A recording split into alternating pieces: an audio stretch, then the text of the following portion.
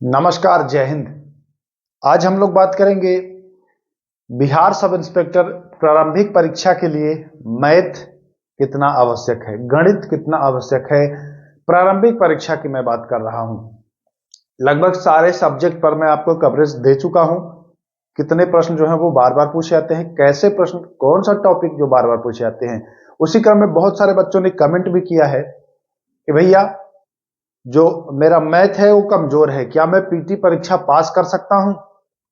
तो आज का जो अपना वीडियो है इसी पर केंद्रित है कि क्या मैथ अगर आपका कमजोर है तो आप प्रारंभिक परीक्षा पास कर सकते हैं कि नहीं। क्योंकि मुख्य परीक्षा में तो मैथ रहता है, तो मुख्य परीक्षा के लिए अलग से आपको समय भी मिलता है, उतने समय में आप मैथ को जो है वो ठीक कर सकते हैं।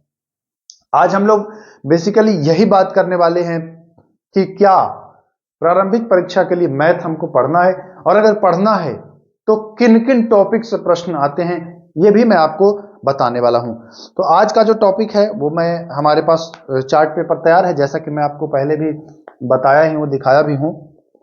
तो सबसे पहले तो हम ये जान लेते हैं, थोड़ा सा मैं समय लूंगा लेकिन चीजों को मैं समझाना चाहूंगा कि अगर हम लोग बात करें कि मैथ्स के बारे में, है ना, मैथ्स के बारे में कितना आवश्यक है, तो ये जान लीजिए 2018 तक 2018 तक 2000 में 8 से बात कर रहा हूं, 2008 से 2018 तक जो है मैथ यानी गणित नहीं पूछा गया है, एक भी प्रश्न नहीं पूछा गया है। 2008 से 18 तक एक भी प्रश्न जो है वह नहीं पूछा गया है।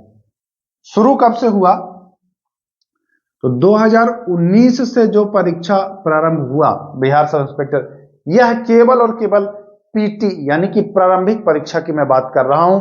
इस बात का ख्याल रखिएगा, कंफ्यूज मत होइएगा कि मुख्य परीक्षा की बात है। यह मैं यहां पर लिख देता हूं, यह केवल और केवल पीटी परीक्षा के लिए है, ठीक ना। मुख्य के लिए मैं अलग से आपको बताने वाला हूं।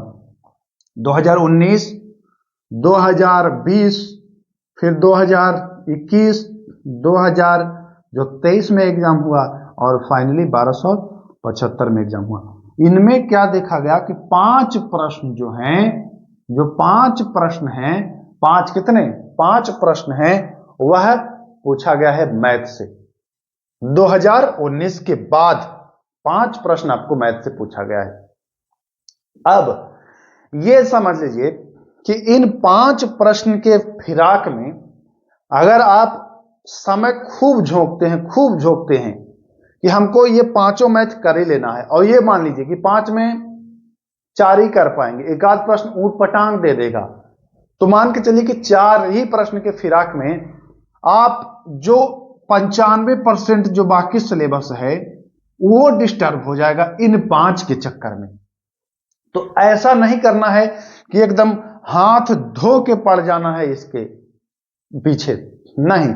जब आप सेट प्रैक्टिस करेंगे तो 2-4 प्रश्न आपको मिल जाएंगे गणित के, वहां से भी आपका ये कवर हो जाएगा, 5 में 4 आप कर लेंगे, बहुत ज्यादा नहीं रहता है। मैं अभी बात करूंगा कि कौन कौन सा टॉपिक है जो इन 5 वर्षों में पूछा गया है ना।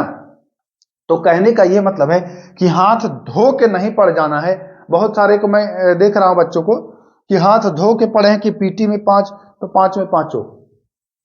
मैं मानता हूं कि 5 में 5 आप कर लेंगे, 5 नंबर हो जाएगा, लेकिन जिनका कमजोर है वो अब इसी 5 नंबर के चक्कर में बाकी सब चौपट कर लेंगे। तो सब चौपट नहीं करना है, और साथ ही साथ ये भी नहीं करना है कि इसको एकदम इग्नोर कर देना है, इग्नोर भी नहीं कर देना है, और सब चौपट भी नहीं कर लेना है। तो मध्य मार्ग का रास्ता आपको निकालना है, वही रास्ता जो मैं अभी बताने वाला हूं कि कहां कहां से प्रश्न आए हैं उन पर फोकस कर लीजिएगा, आपका काम हो जाएगा। अब ऐसे नहीं कि इन 5 के चक्कर में आप पूरा ज्यामिति पढ़ लिए, पूरा त्रिकोणमिति पढ़ लिए, जो भी ऐसा पढ़ लिए, तो कोई मतलब नहीं है। जैसे कि पढ़ना तो नुकसान नहीं देगा, वो मुख्य परीक्षा में काम ही आएगा, लेकिन हमको सिचुएशन के हिसाब से तैयारी करना है ना, ये भी ध्यान में रखना है। तो देखिए कौन कौन से टॉपिक हैं। तो सबसे पहला टॉपिक जो है वह, चलिए यहां पर मैं स्क्रीन पर लगा दे रहा हूं। सबसे पहला जो टॉपिक है वह हो जाता है प्रतिशत लाभ, है ना, प्रतिशत और उसके बाद एक आता है लाभ हानि।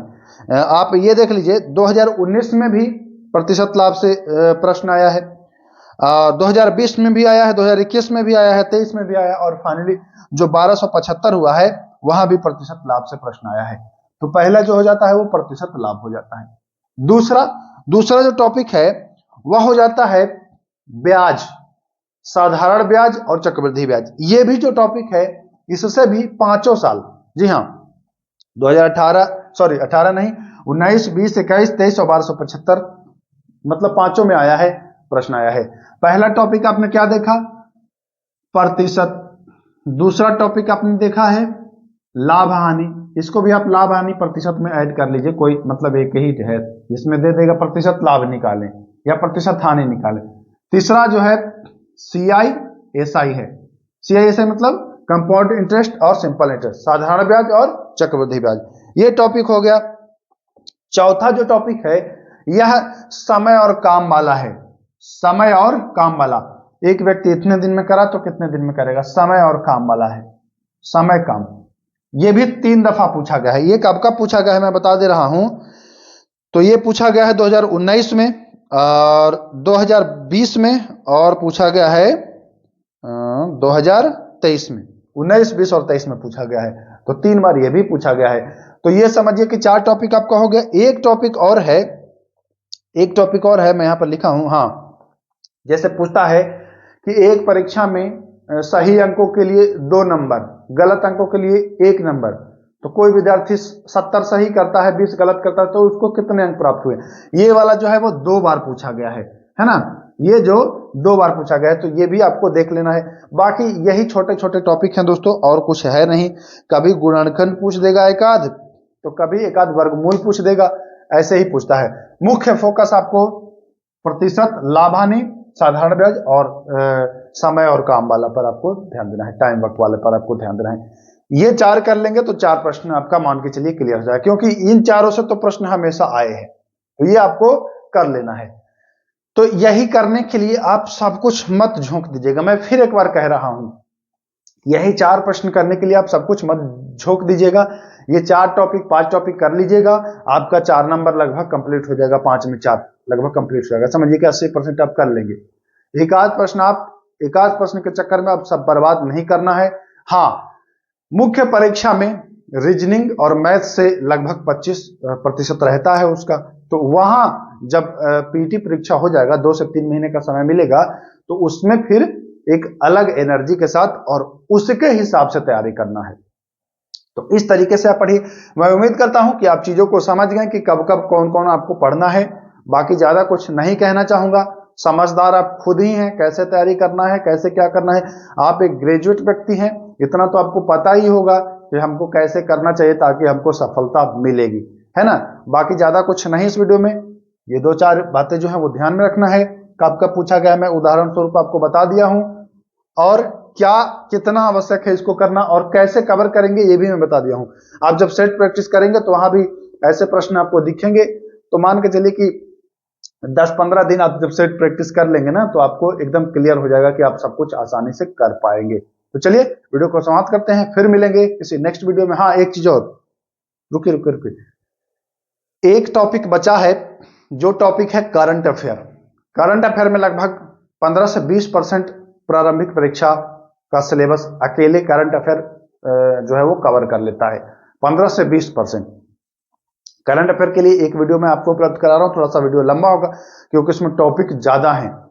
उसके लिए आप लोग बने रहिएगा, करंट अफेयर का अगला वीडियो आने वाला है ना। तो चलिए आप इजाजत दीजिए, फिर मिलेंगे, नमस्कार।